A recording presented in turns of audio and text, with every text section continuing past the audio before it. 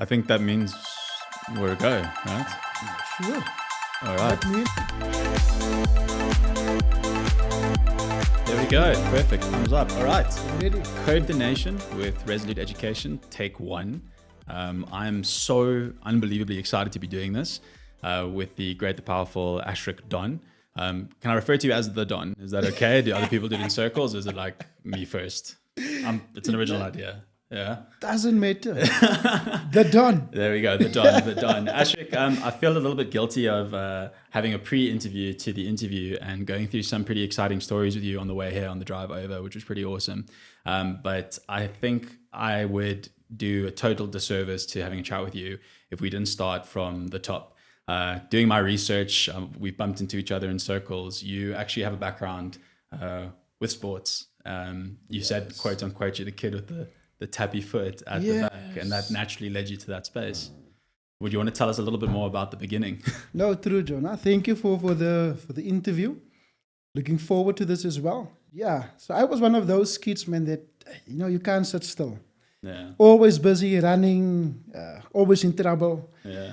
The one thing that really gave me, where I can express myself, was in sport. Rugby, cricket, volleyball, you name the sport, soccer. If it's a ball involved, I was there. So that actually started my journey just in terms of, say, finding yourself and what you're good at. So for me, it was sports. And through that, actually, that was the decision I made to become a teacher, because I never wanted to be a teacher. Yeah. I actually decided to become a teacher when I was playing rugby in the UK. And you have that moments where you sit and you ask yourself, what do I really want to achieve? Yeah. What is the legacy I want to leave behind? Okay. So, and it took me back to me as a lighty playing sport, living in a disadvantaged community, all social problems. The one thing that gave me outlet was a teacher that believed in me. So I thought, I want to be their teacher. Yeah. That's how I want to be remembered. And that's how my journey in education started. On the age of, I think, 26, I went into education. From IT, switched to teaching, or from rugby playing overseas, coming back home and said, no, I want to be a teacher. That's how my journey started in teaching. I think it's a testament to a pretty cool, the world's full of a whole bunch of different cultures. And one of the cooler ones is that South Africa, we really do have a beautiful blend between a sporting environment and schooling environment. It's almost encouraging our kids to express themselves, and that naturally lends yourself to, I was talking to you on the way over here about how cool it is that you could have a space where you know that 3 or 4 times in the afternoon, you're going to be with 15 of your buds. And it's just such a cool and a fun culture. And I think it's going to play into a lot of what we're trying to achieve from the coding and robotics side at a later stage when we talk about it, because you talk about that kid tapping his foot. You talk about the kids who can't sit still and are looking for something tangible to grab onto, something to do. And I feel like almost, I wouldn't call it ironically, but in a special way, those kids are similar. I think maybe if you went back 20 years ago, the sports player who goes into IT doesn't seem like a natural fit.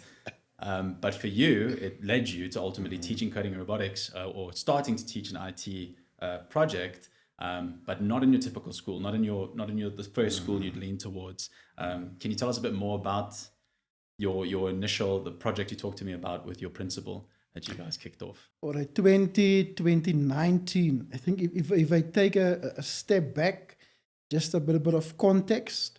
So I was teaching in Malaysia 2016, 2017, the international school. And I think as a teacher, you need to broaden your horizon in terms of seeing the world differently in different cultures. So for me, being there at that school, actually teaching coding, being involved with the robotics, decision I made there when I was sitting there and seeing these kids experience it, for me was, I want to take this back home to South Africa. Wherever I'm going, I'm going to teach it. Yeah. So when I got back in 2017, the school I started was a Mondium. Didn't happen there. But in 2019, when I started at Klapmuts Primary, And I think this is where it's like we say destiny. Yeah. And you meet, like, I must say that the principal, we just like a match in heaven There we in go. terms of vision. So starting at the school in context just of the school itself. So Quantel 1, no fee school, Klapmans Primary, about 1,500 learners. Socioeconomic issues, you have gangsterism, you have single parent families, you have alcoholism, you have all of that in there. 95-6% of the kids' social grant. So there's a lot of socioeconomic issues. And what the principal envisioned within the school and what he established was an e-learning space. We also established a library for the schools, 2 computer labs, give the kids exposure to that. So for me, coming there with the idea of starting coding and robotics, and looking back at what the president announced in 2019, the SONA, stating coding and robotics will be an official subject, they just give me more fuel to start it. So the journey started in 2019 with just an idea to my principal. He said, when I pitched the idea to him, he said, Ashric, I like it, but bring me a plan. Yeah. So over a weekend, I dropped the plan, did some research. Microbit was the resource. I came to decide on just simple course of learning resources was free. There was design thinking in the learning process I can relate to. And it was not just the device itself, the play. When I looked at it back and reflecting, it was more for me the experience I want the kids to have. The process of building. So getting to the final, there are different stages you need to go through when you get your final product. So when I look back, the microbit for me was that little bit of that resource that I can accomplish that. There we go. So yeah, so that was just getting the microbit. But bringing the plan to my principal, he loved it. He said, yes, we go. Fast forward 2 weeks on, the minister, Debbie Schleifer, our education minister at that time, she did her rounds, visiting some schools. And as luck has it, we were the last school that day she visited. Our principal pitched the idea to her. That is the vision of the school, the community. She loved it. She said, I will sponsor you guys what you want, 40 microbits. And that is how our journey started, March 2019. So you said 40. 40. 40. And it's a Quintal 1 school. And The now Quintal 1 school. And now we can actually do coding and robotics. Okay. But that was also that was a journey. So as a teacher, exploring the microbit, you need to learn before you can teach. So the learning for me was a learning prior, but also learning with the learners. I think that was also nice because the kids can see, listen, you're also vulnerable, you also make mistakes, you also learn. Yeah. So I think that connection in terms of learning as a teacher, but also as for the kids to see, okay, my teacher also learning with us and experimenting. And by nature, I am a kid, so never grew up. There we go. Still tapping the foot. Yeah. Still tapping the foot, yes. I think it speaks to like I forget where we said it the other day, but we were talking as a team, and coding and robotics is the what, but the why is almost an attitude shift in we're all new to this space. Yes. You can't, if you go back 10 years ago, some of our core subjects were very similar and maybe not as advanced, but tech, robotics and coding, this is totally new. So it'd be wrong to stand in front of anyone and say, I know that much more than you because it's brand new. And we were talking on the way here about teachers who, even if they're not specialized in this space, I mean, we were talking about, being English teachers or even IT teacher, you're close to, but not quite a coding and robotics teacher. But being willing to fail in front of your learners, having that attitude to say, guys, let's do this together. I think that's key. I think it's key to say, because then it's like we're going to work together. Teachers are like, listen, I know nothing. And the kids are like, yeah, we know, we put on the computer for you. Like, who are you trying to fool? So that's really special. And that's 2019. It's around the same time as the announcement that we're doing it. And you said to me, that's kind of where it all started. Yeah. It's like, cool. The next day, it's like, we've got to figure out a curriculum. You get 40 microbits, and then you also, to your credit, a motivated, excited teacher. That's not where your project stops with the school. No. Okay. So for me, having the microbits, we had a 3-year plan on what we envisioned where we're gonna go. So, when you have like the universe speaks to you, Yeah. and things just happen, and once you get momentum, it's like all things just start happening. But I think a key is in terms of having a plan. Number one, putting it on paper, having the buy-in and support of your principal and SMT. That creates the environment. So within that space of 2019, from no resource to 40 microbits in March, to getting resources, and our principal worked with the Remgrow. So Remgrow were one of the sponsors that we worked with. So pitching the idea to Remgrow sponsored us the kits that we had. Yeah. So the name of that kits, I think it was a range of coding and robotics kits with all the not the IoT kit, can't remember the name of that kit now. All right. But it's a set kit, about $800 was that kit. So we had about 5 of that, plus the microbit cars. And that was a natural transition that we envisioned how these kits will grow. From just microbit, from building, from line-based coding, all of it transitioning. So that happened in that space of a few months. No microbits, 40 microbits, 5 kits, 5 ringbit cars. And then we also looked at, I attended a conference and I saw a drone. And I shared with you the story regarding the drone, just me being that still naughty little kid. Yep. When the presenter talked about the drone and she was about to display the drone, she showed to all of us how you connect the drone. While I was connecting the drone. And when she wanted to take the drone was flying and I was sitting and operating the drone. That was my first experience just being a kid. And that triggered, I want my kids to have drones. That must be part of our program. Brilliant. So within the space of 2 months, contacting one of the companies in the US, a drone company, writing to them a letter and stating, this is our vision, this is our plan, this is our community. So grateful, they sponsored us 2 drones. So through that, we could teach our kids with the drones as well. Fast forward, December, one of our other partners that we worked with, we said, this is our vision, this is our plan. Part of our 3-year plan is a 3D printer. And in that year, they sponsored us a 3D printer. It's all in 1 year. 2019 was a big year. 2019 was a big year. There we go. So reflecting back on it is, for me, is a principal, a teacher, and creating an environment where it's open for learning. I think you've touched on something key there, which is having buy-in from management. Yes. Because I think that, and I'm sure you had your challenges in even approaching this, like, well, I'm hearing a lot of positives, but there's some negatives. There's security, there's expenses, there's is this ultimately benefiting the kids? Like, that's the end goal while still being creative and still having fun.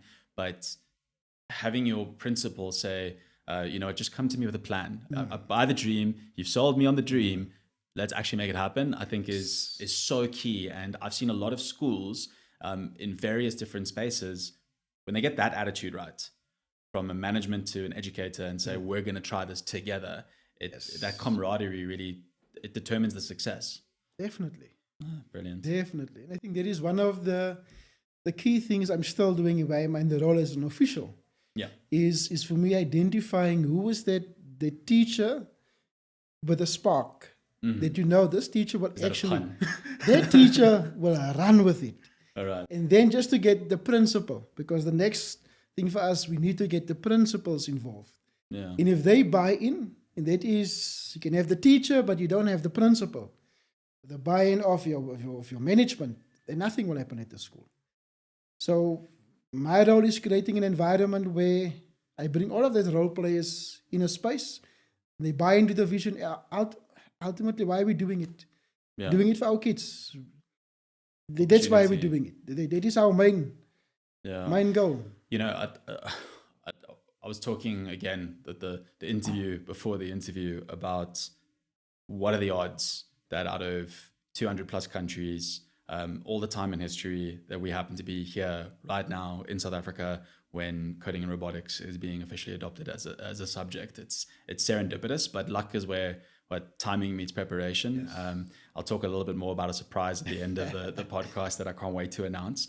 But that's exactly it. The timing's phenomenal. But 2019 is crazy. The world goes through a lot in 2020. Yes. How do you end up getting involved with the department?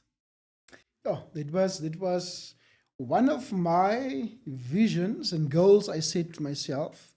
I want to be part of this. So 2019, I was not part of the first group of writers. I actually got involved in 2022. I got involved after public comments.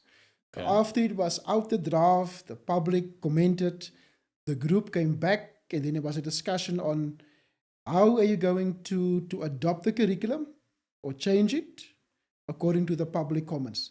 And there were some relevant public comments. And looking at the curriculum, the things that they brought up, and just the public itself, was so true, because implementing the draft as it was, especially in foundation phase, and there was no natural progression of building a skill. There was no competency framework of what we want to achieve. It was a bit all over the place. So within that space, I think a lot of, let's say, robust discussions happened, and it was good because we disagreed in terms of what will be a good product for the country. Right. And that was such a, let me say, for me, was a learning journey, being part of that writing team, because you have academia, you have a bit of private in that group of the team at that stage, looking at public comments. And still after that first group, after public comments, we still didn't get the curriculum we actually had now. Okay. It was still based on, okay, we take this away, we take that away, but it was not a dramatic change. And that was in 2022. I think in 2023, there was again a team that said, all right, we need to look at, this was the public comments, the team looked at the following, that the changes was made, but it's still not what we need. So if we look at what we need in a South African context and what will work in our environment, not looking what's happening in Europe, in America, but what do we need? A homegrown solution. A homegrown solution. Yeah, because I remember starting with this job and visiting so many schools. When you're a kid, you really think that there's maybe like 100 schools in the whole country. You're like, there's like a couple that I play sport against, and then there's the girls' schools, and then my immediate area. And then in touring the country and visiting schools and doing our part to reach as many educators as possible, I realized South Africa is huge. And there's a weight of responsibility to come up with a solution to cater to everyone.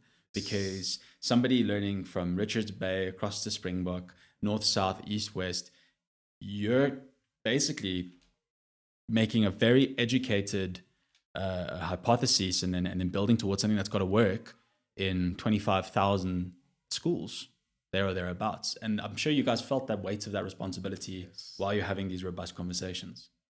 No, true. And that was actually one of the big topics and discussion points is, how are we going to be inclusive and not create a curriculum that exclude the majority of our kids, simply in terms of resourcing and infrastructure, which is a reality. And that's why when we look at the foundation phase curriculum now, to the previous one, where the focus is on unplugged coding. And it was another massive discussion, and a robust discussion is, why are we we had a diverse perspective. The one perspective was, why are we starting not with plugged coding, with Scratch in grade 2, like the previous curriculum in grade 3? Kids can do it. Of course, kids can do it. But now we still exclude kids. So with this, True. yeah. So when we look at the research in terms of the unplugged, it actually turns out unplugged is actually where you need to start, especially in the foundation phase. From concrete, kids touching it, working with the arrows, packing it out, feeling it, walking on a grid. They're physically moving around. They're physically moving the resource.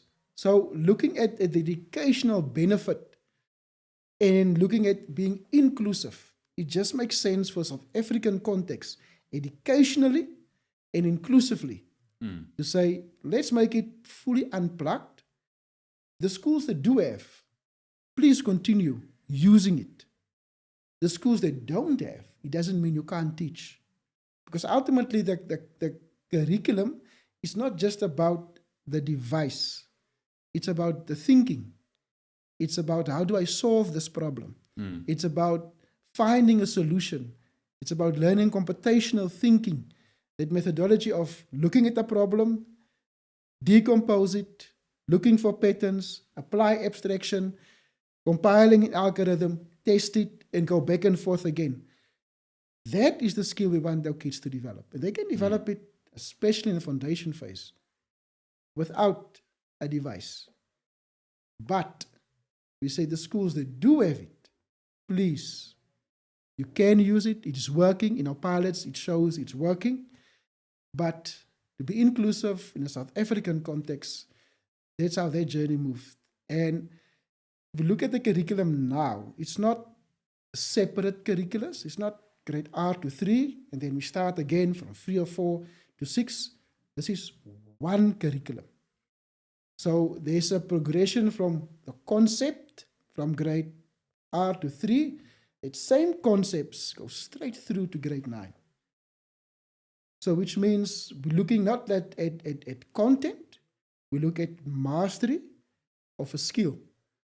So that learner that finished grade 9 should be fully competent in terms of applying himself in creating a prototype, building it, knowing his senses, knowing Scratch, knowing how to code, looking at a problem, solving it. And these are skills we can apply in any other field, not just in coding, in robotics, but any other field. 100%. I think you touched on a really important point there, which is that the fundamental concepts that we're teaching at ground level aren't as extreme as people might think. I think that the term coding and robotics, the association with tech, we are surrounded by tech. It's on our wrists, it's in our pockets, we have entire conversations online. We're connected like never before, but it means that you are comparing what we're doing today in the classroom to something that's being done in industry. The building blocks of coding and robotics, patterns, decomposition, sequencing, that's actually, we've done it all the time. It's something that goes right the way back to the baseline of what we work with. And we can start teaching that at a ground level, at a foundation level, without overcomplicating things.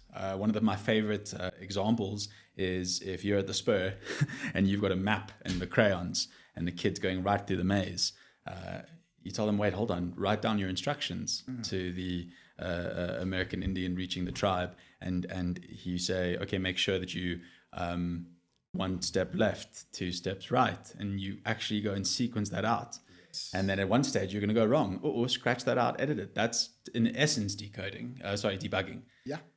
So you're leading up to and building up to these core fundamental principles. An LED is an LED, whether it's in the incredible screen like this or infrared sensors in our phones, is the same thing that we're going to have in the hands of grade 4s and grade 5s. It's just about breaking it down to those fundamentals, starting those key steps. Is it difficult to now have committed to a foundation phase curriculum while the intermediate and senior might be a bit more fluid? How do you start to cement down these blocks? I mean, inevitably you have to. No, true. So as I said, Jono, the curriculum it's one curriculum. Right. So it's grade R to grade 9. So if you look at the progression in the skills progression from grade R, how it builds up in foundation phase, where we said, for example, one of the key things that the learners should know it's how to solve a problem. It's how to apply computational thinking. It's looking at that grid, looking at that maze, and then find out how I'm going to solve this problem. So the thinking involved, but the process in terms of where do I start? I need to decompose, break it up to smaller parts. It's like telling a kid, listen here, clean your room. For me, it's like, what? Where do I start? You know, there's months of precisely artwork that I've created. Yeah. There's chaos everywhere. Yeah, okay. Just in that scenario, applying computational thinking. And that is what parents can do at home as well. Yeah. It just doesn't have to just start at school. It can actually be done at home as well. Simple things like cleaning your room. Where do I start? Pick up your socks. Put away your shoes. Make up your bed. Simple things. That is just computational thinking, breaking things up, finding a pattern, decompose, applying abstraction. Don't look at the whole thing. Small parts, what do I need to do, and start with that. I think that for us, it's in the foundation phase is key, is the problem solving and the thinking. And you build upon that, right? Because I think even as an adult, being able to look at something that at first seems like maybe like a curriculum, a giant mess, and like, okay, cool, guys, let's start with what are our objectives? What are we aiming towards? What do we want a kid to leave with in their knowledge base? But also, it's a skill. The content may change. The frameworks that you apply to solving those problems, it probably benefits other subjects as well as any knowledge set that you're dealing with is having a systematized approach in how you're going to deal with it. You're a teacher now in 2024, and you've now heard that the foundation phase curriculum is signed off. What's your first move? How do you approach that problem? What's your advice to a teacher who at foundation phase class teacher just goes, ooh, I've got to figure that out. Do you have advice for somebody in that position? Ooh. Yeah. That's what I would say. But I'm just kidding. No, true. We do have, and we were looking at this now for the last 2 years. And I think last year we actually started looking at how will it look like once it happened, because it was still in the air. We didn't know when it will happen. We know that it was a good product, but when it will be released, we didn't know. So that was one of the things, I think, constraints. But for foundation phase teacher is simply number one, just be open for learning. I think just be open and embrace it. Because many of the things in the foundation phase, you guys are already teaching. You're applying patterns. You're doing a lot of the sequencing already within mathematics. Within the life skills, you're already building and creating. So currently within the curriculum, there are linkages and aspects within foundation phase that you as the foundation phase teacher already is doing. It's not coined coding in robotics, but now it's going to be highlighted as coding in robotics. So what we have done now previously as part of mathematics, where you do now, for example, just sequencing, now that will now be part of coding in robotics. When you move in a grid, that can be part of your life skills where kids need to walk around, move, find a solution. So for the foundation phase teacher, I think actually for them it will be an easier transition because there's a lot of linkages already what they're teaching in their current subjects. It's now just coined differently. And I think also the terminology will be different because now I have to speak the language of coding. I talk about the loop, I talk about conditionals, I talk about the start, I talk about variables. I think for the teachers is in terms of the vocabulary.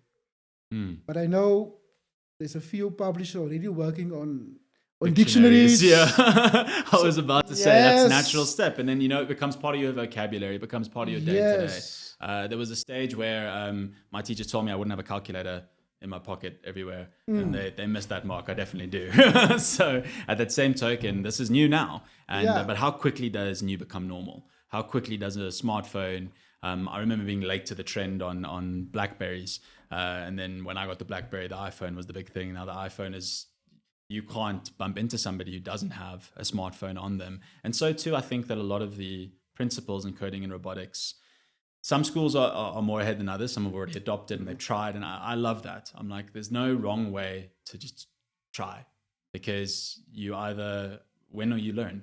You're like, okay, cool, right move. Okay, cool, maybe not the right move, but now I know. Whereas I think coming back to your point around teachers maybe being scared to start, is once you actually open that page, you start to cover some of the key principles, you start to learn those looking outcomes, that light bulb will go off, that spark, and go, okay, cool, this makes sense with that, this integrate. And you know what, actually, this at the end of the day, it's probably one of the most fun subjects Totally agree. that we could be.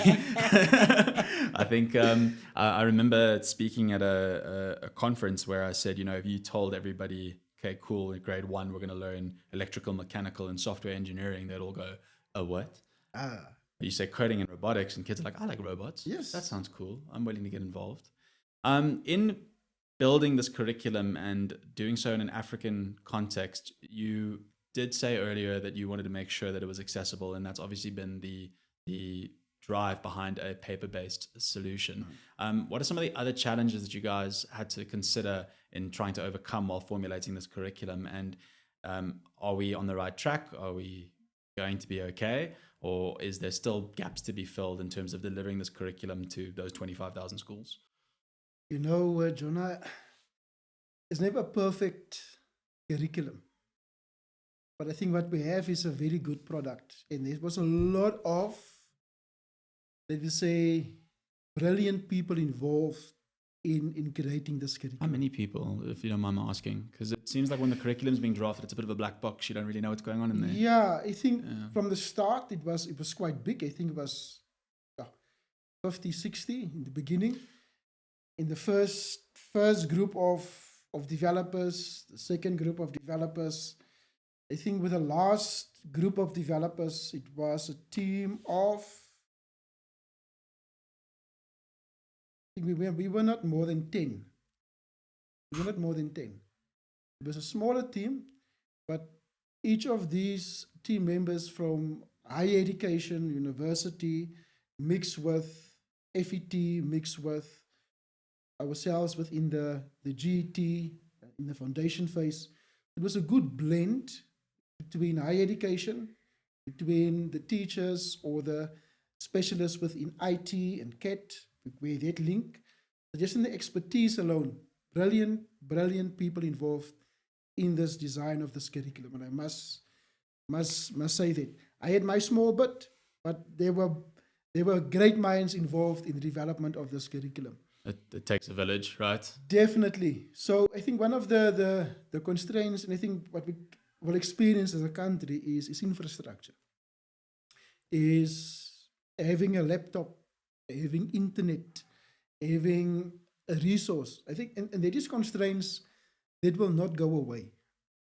And it is one of the things we need to look at as national, but also as the different provinces. And I can only speak for my province now in terms of how we're going to look at it and how we're going to tackle it.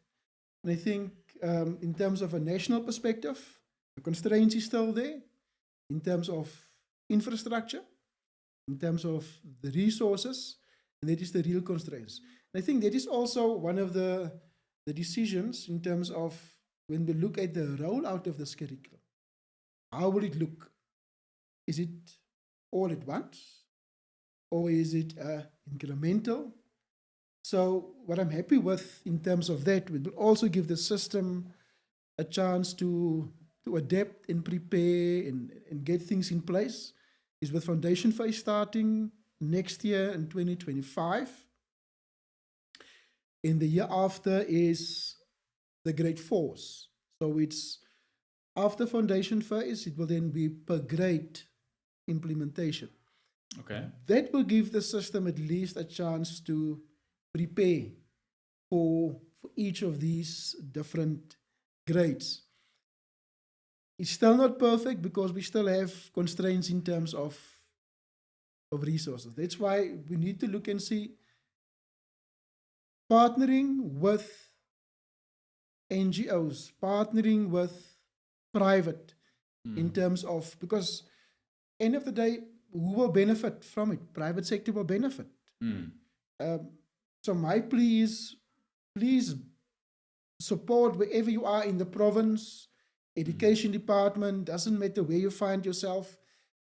We need you in this coding and robotics space in terms Mm. of resourcing, implementation, human resource in terms of skills and knowledge, but it will help us preparing those kids that need to come through the system. Mm. We need more STEM-related learners that go into those fields. Mm. We need people that are entrepreneurs, Mm. that can think for themselves.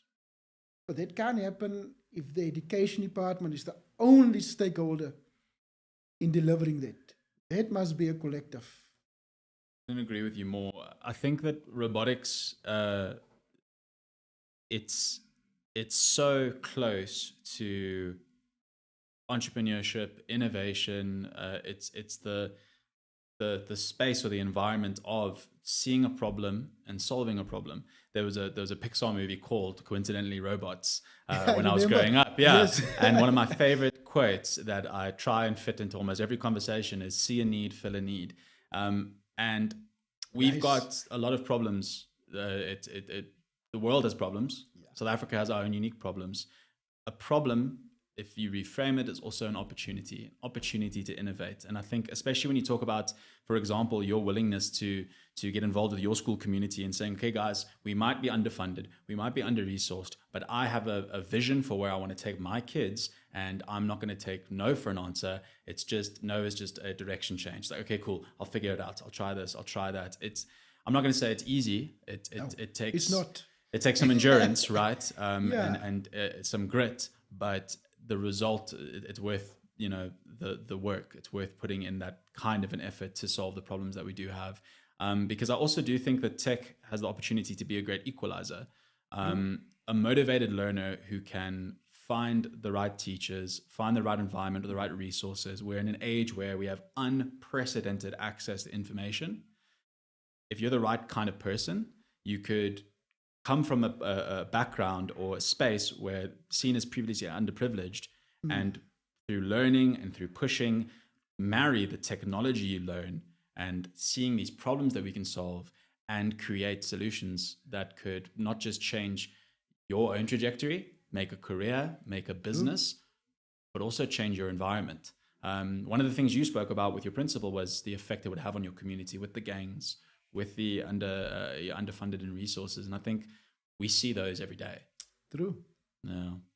Just to latch on that, interesting story with those kids, many of those kids never go out of their environment. Mm-hmm. So we had a trip, we got invited to coding and robotics a session with Sakikamba Foundation. So that morning we're traveling via our taxi. We didn't have a taxi, but school hired a taxi, a minibus for us. It's early in the morning that we're traveling. And I had a boychi there. He was like, look back, similar to what I am. He couldn't sit still. Yeah. He was up and down. Yeah.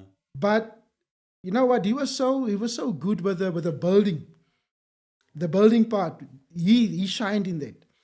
But on that trip, as we go to Cape Town and we go close to Panorama, we have a nice view over Cape Town. You see the lights. And when I look back, he was like looking at me and he said, "Sir, is this Washington, D.C.?" Yeah. I said, "Yes, it is." And we just cracked ourselves. I said, "No, man, this is Belleville. What are you talking about, That's Washington?" brilliant, man. But you know what? That is just creating opportunities. For me, I see it is for we as teachers, we create an environment and we create opportunities for our kids. The role where I am now as an official, where I actually have a little bit more influence in terms of creating environments, for me is creating environments where the teacher, the learner can flourish. If we can create that and we have all the other stakeholders, not just education, we have all other stakeholders also involved. It's from community, from NGOs, from private, from business. This is for me, I see it as a collective, as a country. We have to come together. I think you definitely said it right. You can't be the only stakeholder in the solution, especially because we do stand to benefit from it. I think I love the Washington story because I do see that in the vast space that is knowledge, education is a flashlight. It's saying, okay, cool, I don't know what's there, but let me explore, let me figure out, and then I'll learn what's there. I'll learn some exposure, and hopefully he sees that. He sees the infrastructure, he sees those lights, and he thinks, Precisely. I'd love to build something like that. I'd love to be an architect in this space. One thing that you touched on about the tangible aspect of coding and robotics, which is important to me, is that it gives a new space for learners to shine. The kid who couldn't move his leg or couldn't stop moving his leg is now saying, okay, cool, I can connect what I'm learning in the classroom to the mechanics. It's like such a tangible reward to a theoretical subject. Because ultimately for me, I see that coding and robotics, we have to have a celebratory moment for the country saying we're going to be the first, one of the first, if not the first, to adopt coding and robotics in our subject. But it's not its own thing. It permeates natural sciences. It permeates business. It really is something that we can, one day be incorporated in, I think, most subjects, if not all of them. Oh, I totally agree. And I think there is also, while we were waiting for the curriculum, from WCD side, we were looking at how are we going to prepare the system. So we developed two courses. The one course is both is integration courses. One is natural science with a microbit. But it was specifically on a specific topic in grade 6. And then we have technology with robotics. And we had our own robotics system that we developed with a few stakeholders, with Cape Town Science Center, Ashric, LASEC, but we had called the Reach. So that is what the Reach robot with technology, but it can be any robot. But the idea was just to expose our teachers that they can make the connection in terms of robotics with a subject like natural science and a subject like technology. It is just two subjects. We have a few of our schools that integrated it in more subjects. But to do that, there's a lot of planning that comes with it. It's not happening overnight. That is a whole different kind of pedagogy and planning that goes with it. For what we see with this current curriculum, it's a standalone, but there is connections to all other subjects, to your maths, to your natural science, to your language, to technology. There's linkages to all of it. But the teacher must first understand what is coding, what is robotics. The learner must first understand what is it to code, what is it to solve the problem, what is robotics. Once they have the knowledge to make the linkage within all of those subjects, it will become a natural thing. Because now I can see, I can create this story, now I can write it in Scratch. Or I can build a prototype that speaks to something in geography. But I can't do that integration if I don't have the knowledge to see it. It always feels like we don't have time, but time's also the longest thing you'll ever do, right? So we feel that there's this hurry up scenario. We've got to be, here. But the reality is we're starting somewhere. The journey of 1,000 miles starts with a single step. And we need to say, okay, cool. You don't have to have the Jetsons and cars flying over your school and androids walking about, but being willing to, as diminutive as it sounds, start with an exercise, that says we're going to start teaching decomposition. I'll use it. It's one of my favorite examples because I found that with mathematics in school, what responsibilities a teacher has, because you can have 1,000 good days and one bad day, and your kid will only remember that bad day. Yes. And I won't name my maths teacher. And as an adult, I absolutely love her now. But at the time, because she didn't like me, I didn't like maths. She didn't not like me. I was also a little one of the couldn't sit stills. And I blamed her for it. And I took this look at these giant maths equations, and I just got blinky. I was like, how am I going to even touch this? As an adult, working in business and working with profit margins and all of these different variables, I couldn't hide from it anymore. So as an adult, I had to face it. And funnily enough, my CEO is a former maths teacher, Rajesh, you know him. And he had to teach me as a 20-something-year-old. He's like, Jono, start here. Can you solve this? And I'm like, yeah, I can solve that. He's like, cool. Now move on to the next step. So I think that with the country as well, yeah, we've got to walk before we can run. We've got to be willing to just start with the basics, the fundamentals. There are the teachers that we all know that are skip to the back of the book, you know.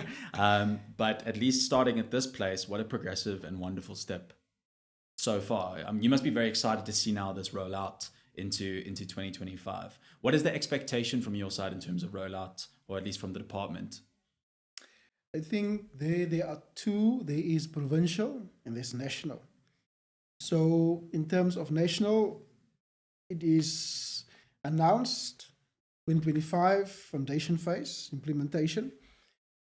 But you know, there is constraints also. With all good news is also now the hard work that comes making this a reality.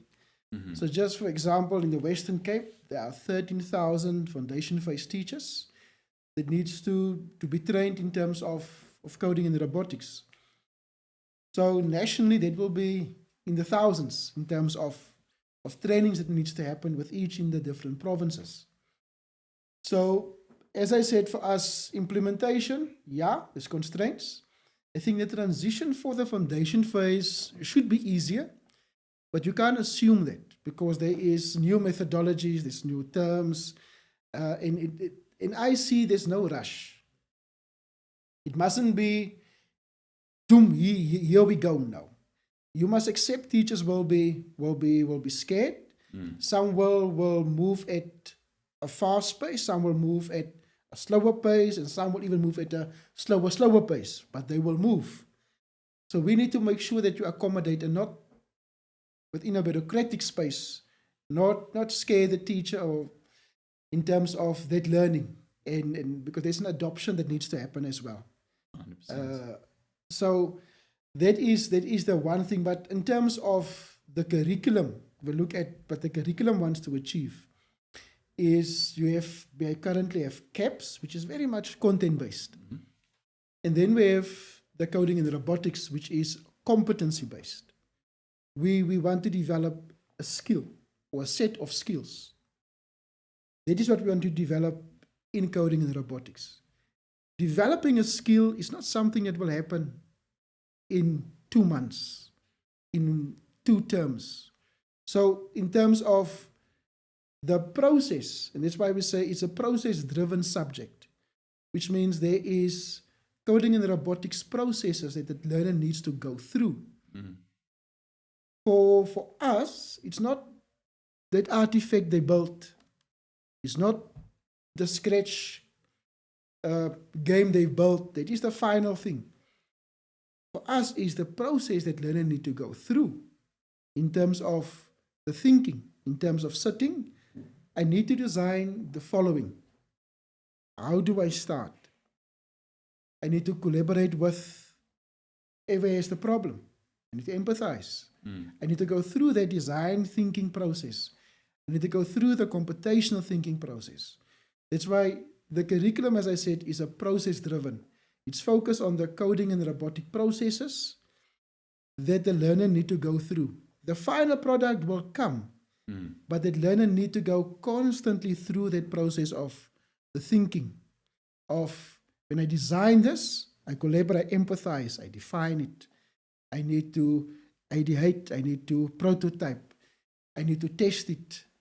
That whole process need to be constantly go through, and that is what it is about. So it is not a rush. The subject mustn't be seen as you must do it now. No. The teacher, the learner must go at a pace that will work for the learner.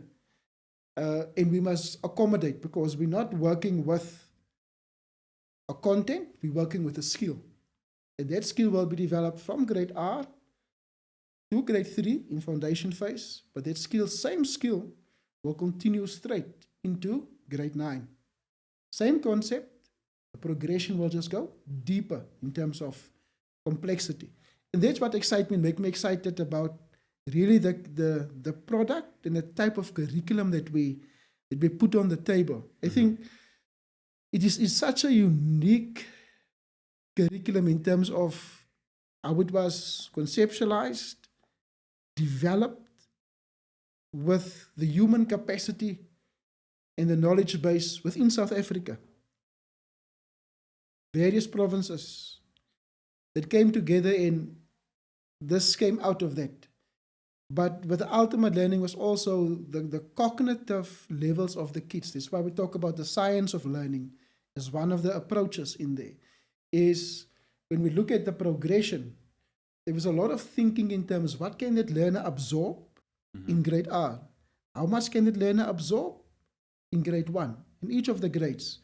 That's why there was, if you look at the curriculum in terms of how it looks, it's not a lot of content all at once.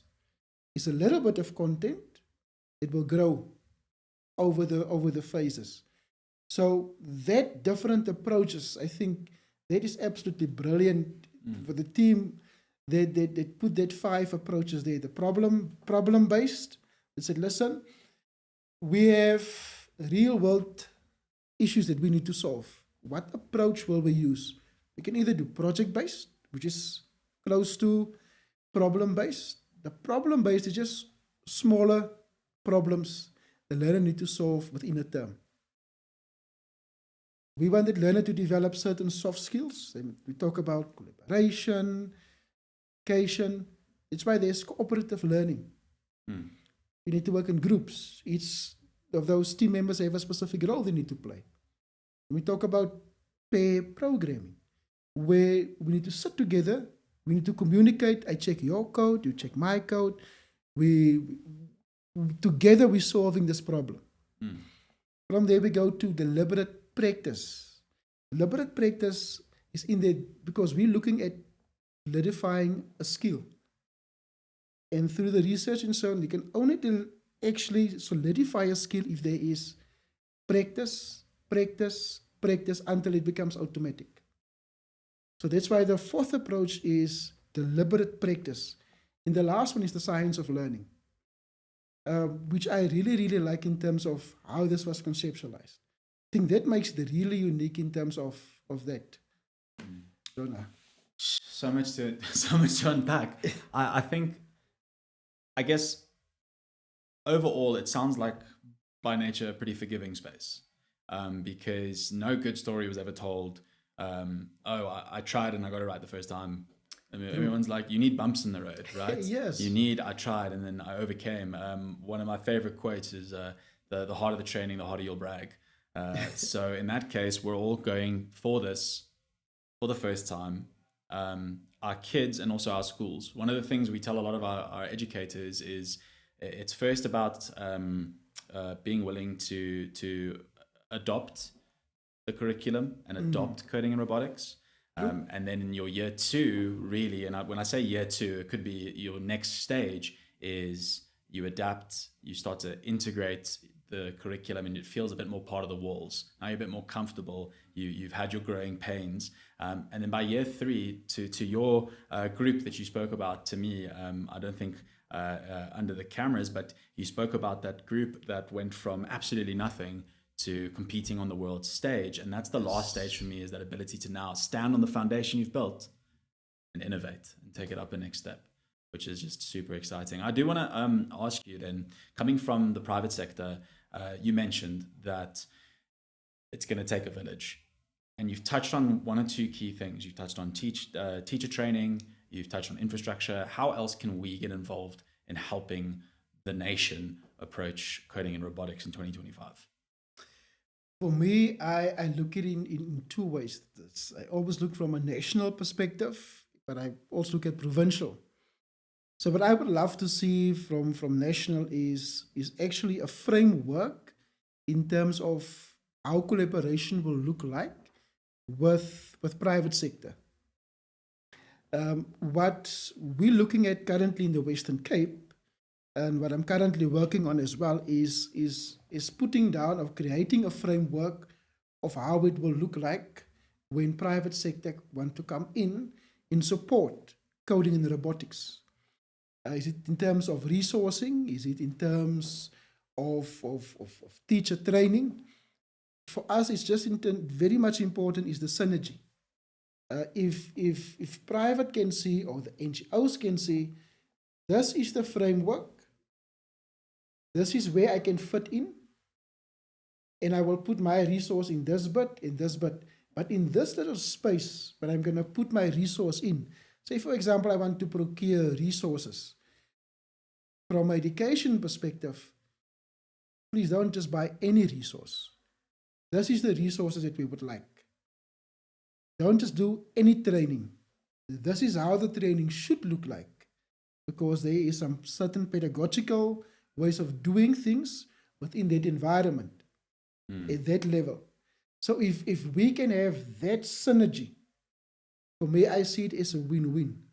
Because ultimately, corporate with their corporate funding and spending, they do have money to invest within education.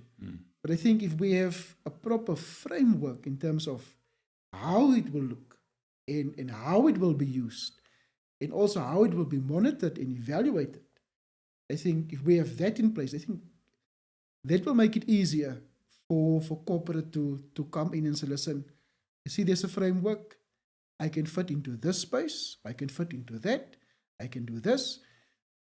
And ultimately, if we can do that, I think we can reach all of our learners, not just a certain group of our kids, but all of our kids. A kid that sit in Kukenap, kid that sit in Eastern Cape, in KZN, in a village, doesn't matter where, if we can reach all of them. I mean, I think, how will our country look like in 10, 12 years from now? If that grade R learner go through this whole process, I think we will have such a different kind of product that we will have as a country that will come out of it. I'm excited to see that, but there is a journey, and I think there are short-term wins, but we mustn't lose track and say this must be the silver bullet for all. This is a journey. It's not a sprint. It's a journey. And if you come into the space, you come in for the journey and for the long haul. Because that is what we will get at the end of the time, end of the year, or the end of the 10 years, or end of grade 9, is how many of those kids actually go into these different STEM-related fields. How many scientists, how many businesses, how many entrepreneurs are we going to end up with? I think that excites me, is the journey to where we want to go. And maybe we will sit then and look back, Yeah. And say, wow, look at the impact that we've had on the space. I think something like 40% of the work-going workforce or tertiary student going tertiary learners are going to come from Africa by 2028. And I know that my team will rag me if I botch those statistics, but it's a reality is that we have a youth boom in Africa, and enabling that youth is our responsibility. And it starts with having open conversations like this to say, what can we do? How can we get involved? How can we help each other? What insights can you give me? What insights can I give you? Because when the announcement dropped, we immediately got around a table, and it was kind of a double take. It's like, oh, it's really, it's happened. It's official. What can we do? How can we help? How can we participate? And I have to say, like, massive props to my team. Their immediate thought was there are schools that we work with and schools that we don't always reach. What can we do with this paper-based solution and unplugged solution and try and do our part to address the masses? And that's actually where the idea for the Code the Nation campaign came. And by the time this video airs, it's going to be officially launched, that we have decided to take our 5 years similar journey to you in 2019 when we started, of our curriculum, that we've always made sure we watch the developments, watch the drafting, and make sure we're aligned. We've taken our training portfolios, we've taken our video content, we've taken our presentations, assessments, tests, Awesome. and we have put them onto a free platform that we're calling the Code the Nation platform. Love it. So when this drops, I think it's on the 8th. If it's today, be funny if I say on the 9th. 8th of July, we want to try and reach as many schools as possible to say that always free, always on. We're here to try and help code the nation, because we feel it's also our responsibility for the research and the development and the R&D we've done to give that back to South Africa and say, you've helped us create something that we are so proud of and that we find so beautiful. And we want to make sure that a teacher who is now suddenly going, all right, I need help here, that you're not the only ones doing the help, that you have us leaning in it too and saying we also want to be part of that conversation. So I'm super excited. No, yeah. I love it. There we go. We're just going to make sure that it does what it needs to do, and that starts with conversations like today. I absolutely love it, John. I think it is so needed, and it comes at the right time as well. Seeing that we're now on the journey of teacher training and teachers needing resources, but having a platform like that, and also I want to give a shout out to all our provincial departments in terms of that they reach our teachers. You can have a beautiful product, but it might not reach the teacher. It's sitting at a school that never hear this podcast. So I want to do a shout out to all my colleagues. Please, when it lands, let your teachers see it, let they get the content, let they play with it. But I think there is the responsibility from us as well. And I think that is awesome. Appreciate that. That is awesome. I think you touched on something there, which is a good point to make, is that no two schools are the same. We have 9 provinces. We have 25,000 schools. So I would also turn that back to your colleagues, your fellow educators, our fellow educators, and say that I think it as well, which is really, really, really impressive. So your growth as well. Thank you very much for your time. I really appreciate you. I wish we had 3 hours to chat. You're an incredible person. I've had the privilege of seeing you speak, and I hope that this is the first of many times we get to sit across from each other and unpack what's happening with Resolute, with the Western Cape, with South Africa, and with coding and robotics on a global stage. So thank you very much. I appreciate you. Any closing words? From my side, I'm going to say thank you for the invitation to have a platform to share in terms of the curriculum, the development, where we're at, where we're heading. I think for South Africa, I want to say this will change the trajectory of our education system. I am fully, and when I put my money on a block and say, this is such a good product in terms of what has been developed within our country. And I think if it's implemented in the correct way, and if we take our time in terms of not rushing, and we apply how we want it implemented, I think we will get the teachers and the learners. And ultimately, coding and robotics is fun. It is, yeah.